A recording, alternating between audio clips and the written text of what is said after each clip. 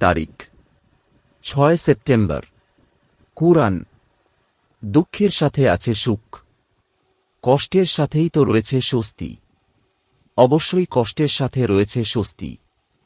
অতএব যখনই অবসর পাও সাধনা করো এবং তোমার রবের প্রতি মনোনিবেশ করো।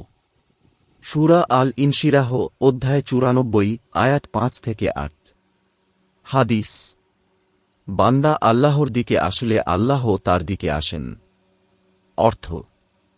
আবু হুরায়রা রাদিয়াল্লাহু তাআলা আনহু থেকে বর্ণিত, তিনি বলেন, রাসূলুল্লাহ সাল্লাল্লাহু আলাইহি ওয়াসাল্লাম বলেছেন, আল্লাহ তাআলা ঘোষণা করেন, আমি সেরূপেই যেরূপ বান্দা আমার প্রতি ধারণা পোষণ করে থাকে।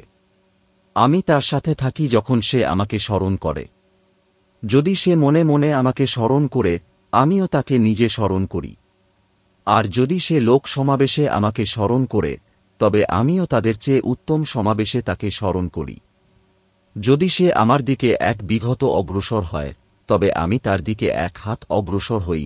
যদি সে আমার দিকে 1 বাহু অগ্রসর হয়, আমি তার দিকে 2 বাহু অগ্রসর হই। আর সে যদি আমার দিকে হেঁটে অগ্রসর হয়, আমি তার দিকে দৌড়ে অগ্রসর হই। বুখারী হাদিস 7405। দুআ। কল্যাণকর কাজের সন্ধানের জন্য দুআ। অর্থ। সম্ভবত আমার প্রতিপালক আমাকে গুহাবাসীর বিবরণ অপেক্ষা সত্যের নিকটতর পথ নির্দেশ করবেন। সূরা আল আহকাফ অধ্যায় 46 আয়াত 24।